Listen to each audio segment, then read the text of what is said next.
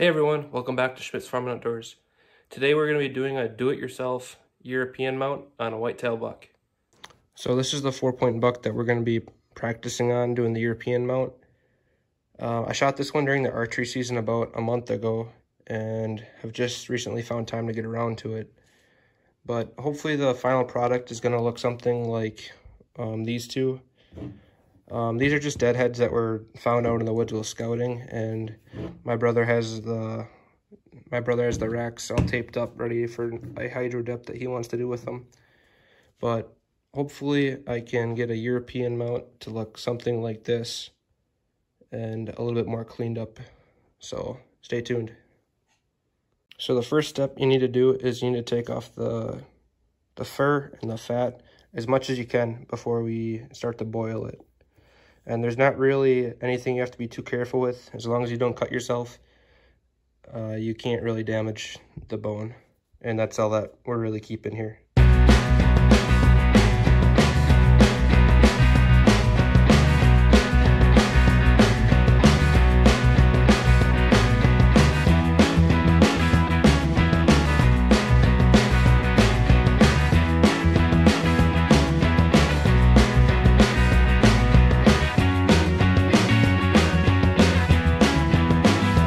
Now that we have the skull pretty much cleaned up, I took off all the skin and some of the fat and muscle around the head and jaw. What we're going to do is we're going to use Dawn dish soap and just put it on the skull generously. And what this does is it will help make some of the tissue and grease and stuff like that come off really easy when we start to boil it. So for now I have the skull resting in the Dawn dish soap and water bath, and we'll come back and check on it in about 24 hours. So the next step after you soak the skull in water with the Dawn dish soap is you want to boil it with the propane burner in a pot of water.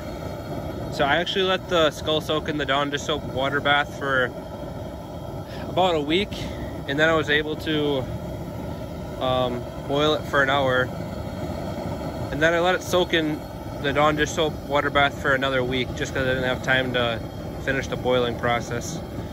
And so that's kind of where I'm picking up right now.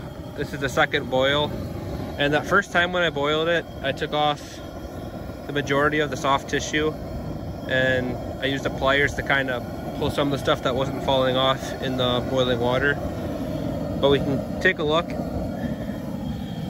and see where it's at right now, just starting the second process.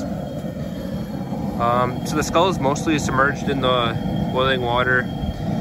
I have the antlers sticking out a little bit. I'm not too concerned about the color disappearing from the antlers. And you can see that it's already pretty good.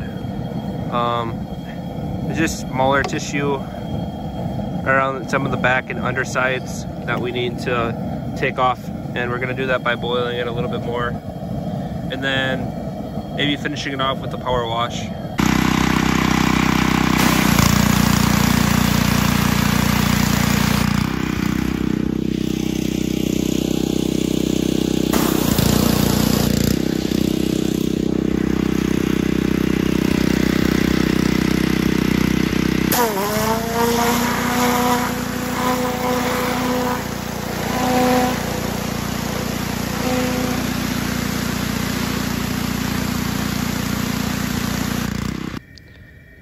So when you're power washing, everyone tells you that you have to be super careful around the nose area because it's brittle, and I confirm that statement.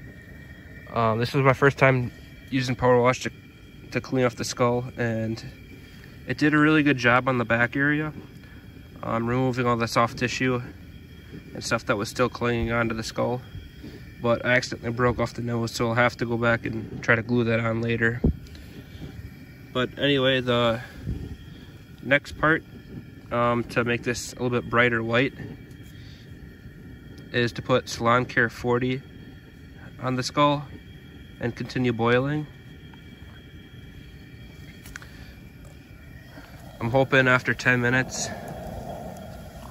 of boiling with the Salon Care 40 on, that it'll have a bright white color to it.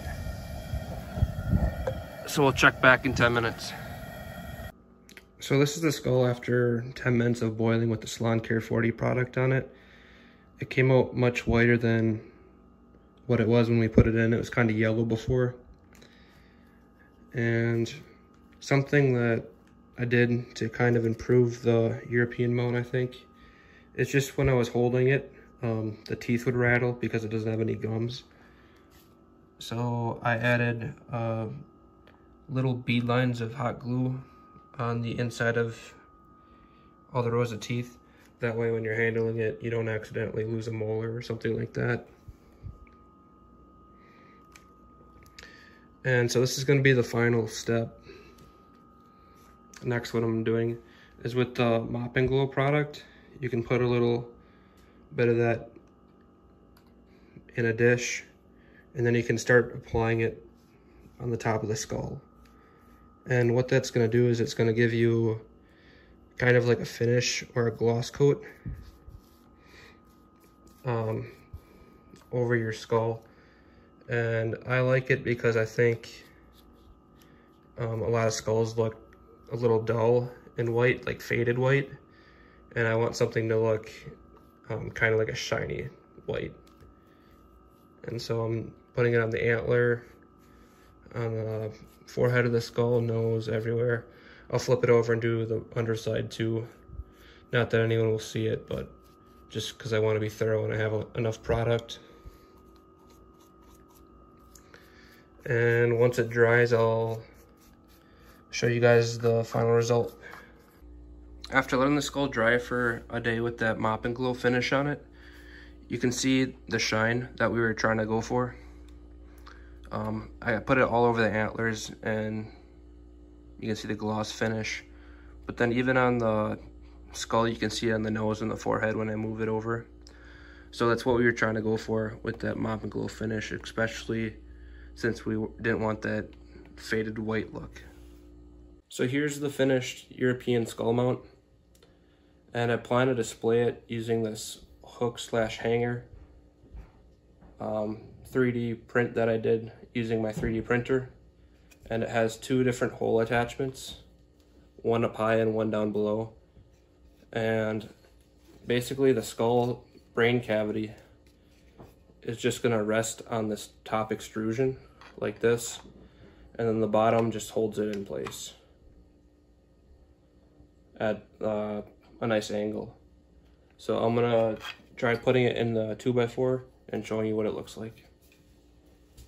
So some things that I could have done better is when I was power washing, I accidentally broke off this nose piece, and I was doing a lot of research before I even started the European skull mount video. And I know you're not supposed to hit the tip of the nose directly with the power washer, but I still did accidentally. And then also on this side right here, you can see that the side of the nasal cavity is intact. But on this side, I accidentally hit it with the power washer and I broke some of the bone around that area. But for anyone who wants to try this process at home, I can put the instructions at the end of the video, the process that I followed. And anyone who has any tips for how I can improve my next European skull mount, please leave those comments down below. Thanks.